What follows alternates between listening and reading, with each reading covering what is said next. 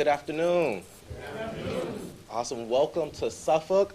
My name is Nadarius Clark. Thank you for everyone for being here today. I'm the delegate representing the 84th District, which includes Suffolk, Franklin, Chesapeake, and Isle of Wight County. And I also just want to take time to acknowledge all of the elected officials here today. We have Mayor Kenny Alexander from the great city of Norfolk. We have Mayor Shannon Glover from the city of Portsmouth. We have Delegate Michael Fagans from the city of Virginia Beach. And we also have Jackson Miller here with Senator Louise Lucas' office as well.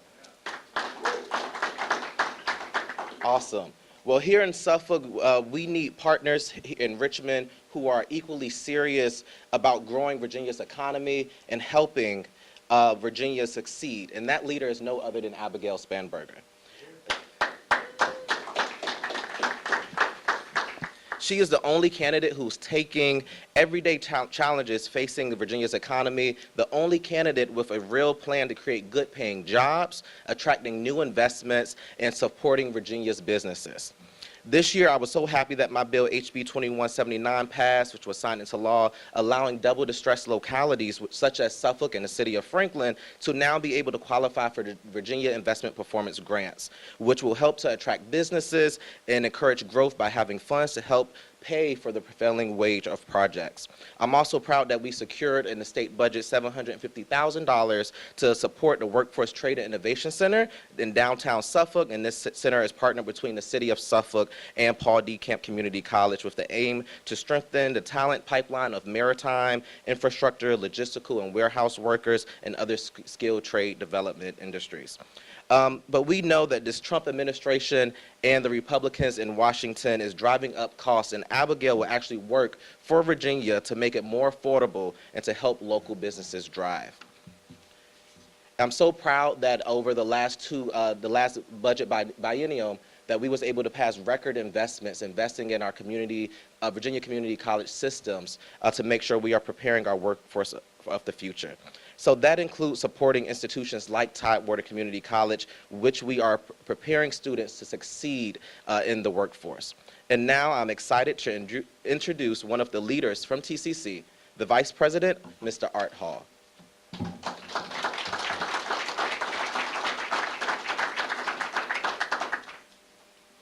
Good afternoon, and thank you, Delegate, to our delegates, to our mayors, and thank you all of you all for being here this afternoon. My name is Art Hall. I'm one of the vice presidents here at Tidewater Community College. I'm here today with one of our vice presidents, Chris Bryant, and our board chair, Andy Tysinger. We want to thank you all for being here and coming to TCC, and thank you, Congresswoman, for selecting TCC as one of the sites. This is the original site of TCC, started back in 1968, so 58 years ago. Since then, we've grown a little bit. Now we're the second largest of 23 community colleges in the state. We serve about 25,000 credit students and another 3,700 workforce students. But we've also been recognized as the #1 best for vets in Virginia. We are honored, Congresswoman, that you've selected TCC as one of the critical stops among many over the next few months. You being here indicates that you prioritize higher education. You prioritize a highly skilled and trained workforce. You prioritize the nexus between knowledge and skills and industry as our state businesses work to fill labor gaps and meet industry demand. When we strategically invest in education and workforce training and combine industry and jobs with highly educated and skilled workers, our families, our communities, and our state reap the rewards. Congresswoman, we wish you all the best in this endeavor. As a federal law enforcement officer, a case officer in the CIA, the first Democrat elected to Congress in Virginia's 7th District and the first woman to do so, and cited as the most bipartisan member of Congress among Virginia's delegation. You're a wife and your mother of 3 wonderful daughters. Yours has been a life of commitment and service to family and industry and country. We applaud you as you pursue this next phase in your journey. Congresswoman, and to all of you all, welcome.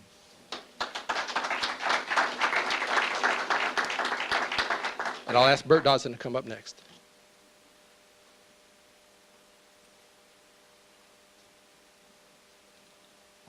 Good morning.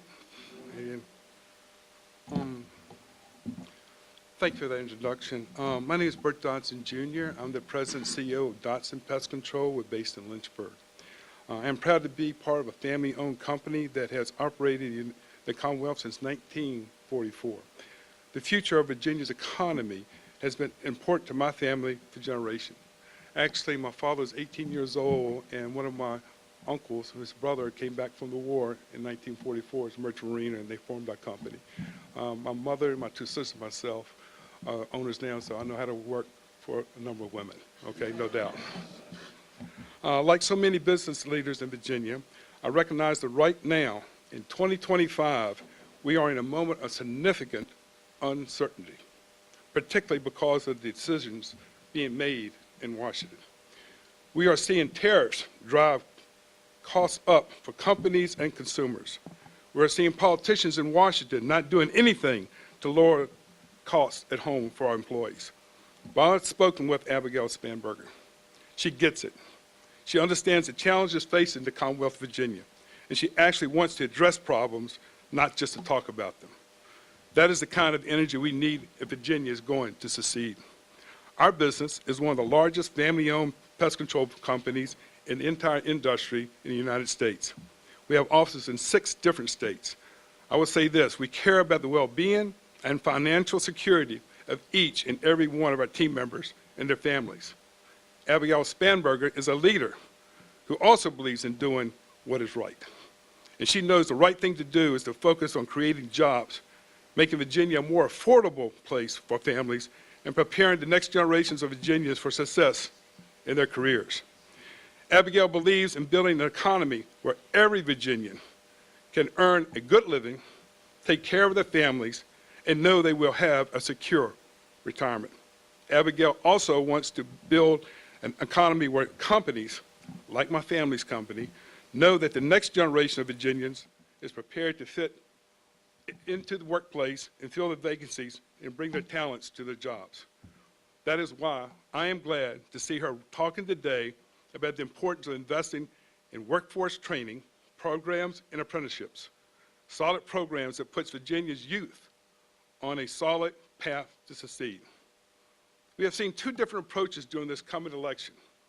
We have seen Congresswoman Spanberger talk about the economic kitchen table, real issues facing our Virginia. We have seen her build a vision for the future, just as any candidate for governor should do. But her opponent has not done any of this. That is why I am glad to have Abigail running for governor, someone who is ready to tackle the challenges facing Virginia, their families, and their communities on day one. We need someone who is listening to the needs of Virginia business owners and our employees, and is ready to work with both Democrats and Republicans alike to put Virginia first. With that, I'd like to introduce Congresswoman Spanberger. Thank you.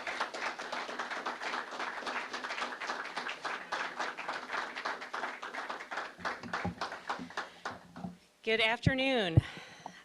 I am Abigail Spanberger, and I am so grateful that you all are here this afternoon to talk about how we will grow Virginia's economy, how we will protect jobs here in the Commonwealth.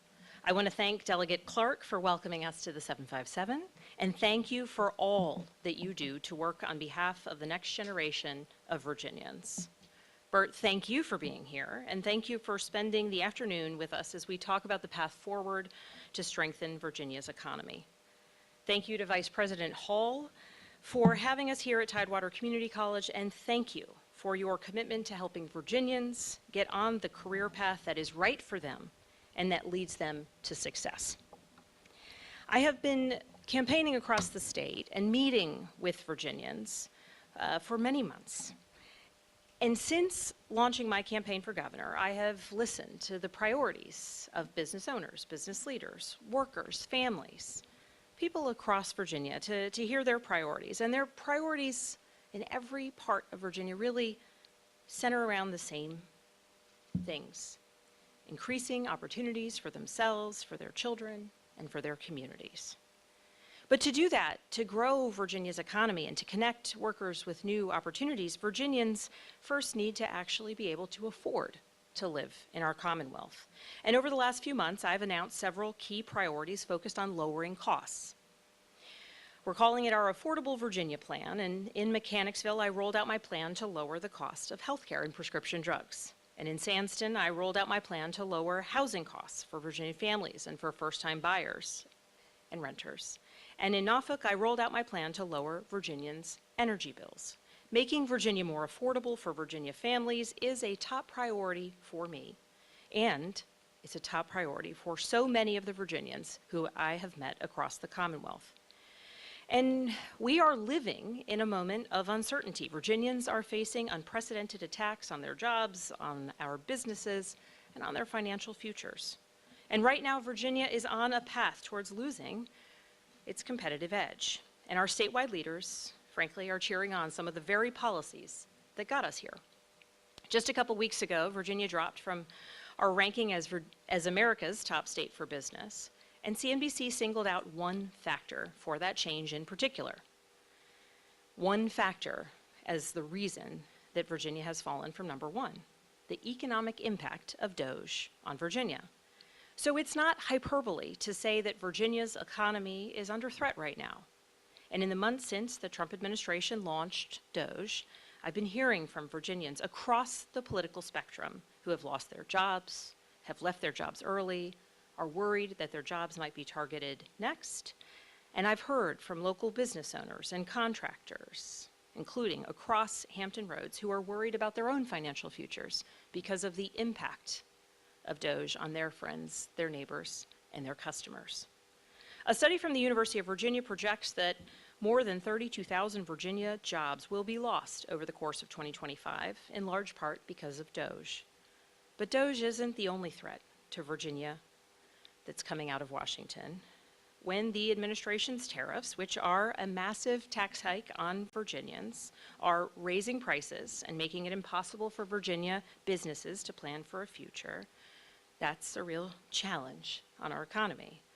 When those tariffs are squeezing Virginia farmers and producers, that is a huge impact on our economy. When those tariffs are creating uncertainty at the Port of Virginia, an economic powerhouse that supports more than 500,000 jobs across Hampton Roads and our Commonwealth, and generated $63 billion in gross state product for Virginia in fiscal year 2022, that's a real challenge to Virginia's economy. These tariffs are putting pressure on families who are already feeling more strain on their wallets. And these tariffs are killing Virginia jobs. We need a governor who will not dismiss these threats to our economy, but one who actually has a plan to rebuild a more resilient economy. And that's why I'm here today, to announce my Growing Virginia plan. And my plan is built on three central pillars: growing Virginia's exceptional workforce. And I'm grateful for the opportunity to be here today in Suffolk at Tidewater Community College, in a place that does so much to nurture and grow and expand the workforce. A second pillar is growing businesses and economic investment in Virginia, both in attracting businesses to our Commonwealth, but also ensuring that we are investing in Virginia's homegrown businesses. And third is growing Virginia's trade opportunity. All three of these pillars rest on the same foundation: Virginia's world-class talent. And my Growing Virginia plan is focused on developing, attracting, retaining, and supporting the Virginians who make our economy work. This is our competitive advantage. And growing that advantage means investing in education at every level, from early childhood education to our world-class universities, community colleges like Tidewater Community College, and workforce training opportunities across Virginia. Virginia's governor must be focused on building an economy where every Virginian can earn a good living, take care of their families, and know that they'll have a secure retirement. And as Virginia's next governor, I will be clear-eyed about the challenges facing Virginia's workforce. I will be focused on aligning education and workforce training initiatives with the needs of businesses across the Commonwealth, both to respond to current workforce shortages and to prepare for evolving needs into the future. We can look to Hampton Roads as a region to learn from, with K-12 schools, community colleges like where we are today, and four-year colleges promoting programs in clean energy and shipbuilding. which we know are vitally important to Virginia's economy and industries that create good, sustaining careers. And by promoting registered apprenticeship programs that benefit both business and labor, we can set Virginians up for success. My administration will also address workforce shortages in healthcare, education, and manufacturing to prepare younger Virginians to apply their skills in high-demand and emerging industries. My administration will help Virginians map their potential career paths, reducing barriers that stand between where they are now and where they want to be. If Virginia's leaders support our talent here at home, our skilled workforce will continue to drive growth within the Commonwealth and attract private investment and major employers to Virginia. Because businesses will know that Virginians are prepared to fill vacancies in cutting-edge industries like advanced manufacturing and cybersecurity. But Virginia needs more than a skilled and prepared workforce to attract and grow investments. We need a leader who understands what brings new businesses to Virginia and how we can help promote growth in Virginia. Reliable infrastructure, our roads and bridges, water systems and internet, affordable childcare, housing and healthcare, and strong, nation-leading public schools. Virginia needs to focus on every aspect of our communities, every aspect that helps to attract and support business investment and the family-sustaining jobs these investments bring. And as Virginia's next governor, I will work aggressively to promote Virginia as the best state in the country to do business. I will bring entrepreneurs, education, and industry together to leverage the strengths and address the challenges for each of Virginia's unique regions. I will support investments that boost tourism across our beautiful Commonwealth, including here in Hampton Roads. And I will make it easier for small businesses to start and grow in Virginia, including minority, women, and veteran-owned businesses. And I will work every day to foster a competitive business climate to bring back Virginia's ranking as the top state for business. The Trump administration's unpredictable tariffs bring into stark focus what we already knew, that trade is a key component of our continued economic growth. As a member of Congress, I helped push the USMCA trade deal across the finish line, bringing the ideas and concerns of Virginia workers and Virginia businesses and Virginia farmers directly to a Republican White House. And Virginia needs a governor who is focused on maintaining our trade relationships and finding new markets for Virginia exports, not cheering on potential trade wars or hoping it will all just work out. Hope is not a strategy.